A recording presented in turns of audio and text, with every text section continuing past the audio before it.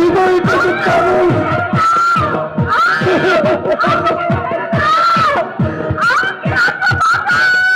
আসবে না, আমার হাত থেকে তোমাকে কেউ বাঁচাতে আসবে না। আসবে ফাঁকা আসবে, ক্ষতিকে বাঁচাতে সুজন ঠিকই আসবে।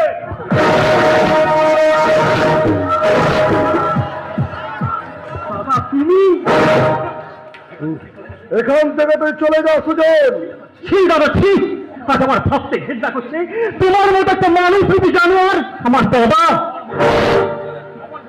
আর বলছি সুজন, তুই এখান থেকে চলে যা, তাহলে ভাই বলে তোকে কিন্তু আমি রেহাই দেবো। মৃত্যুর ভয় তুমি সুজনকে দেখিও না শয়তান।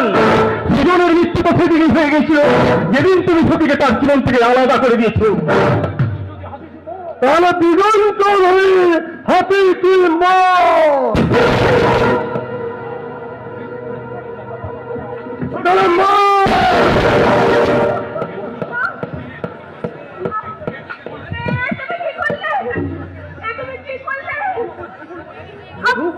আমার জীবন বাঁচাতে তুমি কেন নিজে নিজেই গুলি খেলে?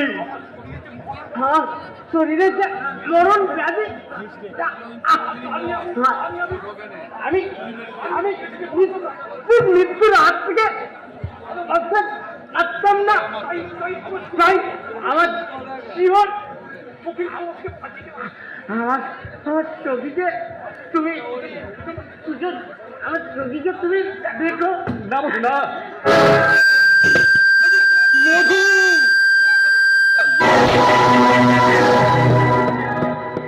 একজনকে দুনিয়া থেকে সরিয়ে দিয়েছে, এবার দুজনকে দুনিয়া থেকে সরিয়ে দিতে পারলে চোখে শুধু আমার। দুনিয়ার বুক থেকে সরিয়ে দেবো রে শয়তান।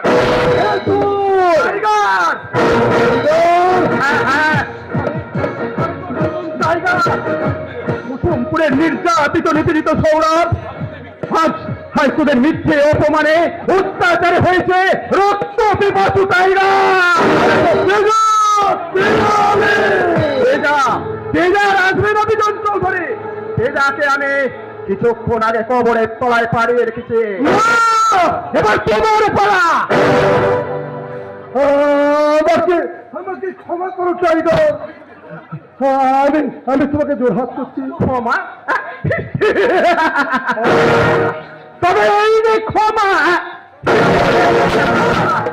তবে নিয়ে আর একবার ক্ষমা।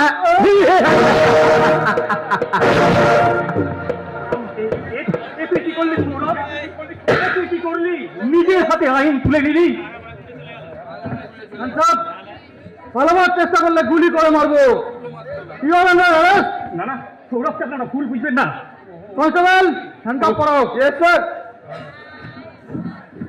দাদা আমি কোনো ভুল করিনি, আমি আমি খুব খুশি, কারণ আমি আমার জীবনের সবচেয়ে বড় কাজ আজ আমি শেষ করতে পেরেছি।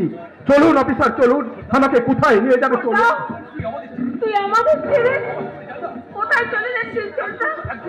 একজন তো আগে চলে গেছে, আমি আমি কিভাবে বাঁচবো বল? আমি কাকে নিয়ে বাঁচবো?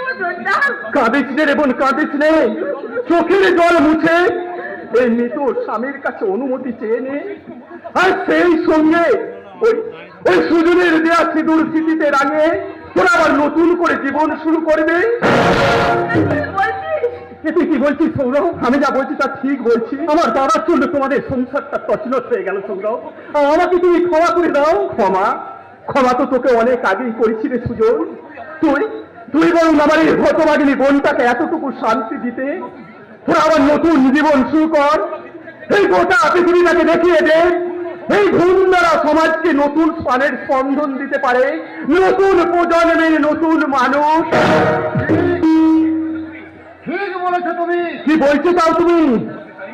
আমি বলছি আজকের সমাজের শিক্ষিত ছেলেরা, আজকের সমাজের শিক্ষিত ছেলেরা বাবা মাকে বোকা মনে রাখতে চায়।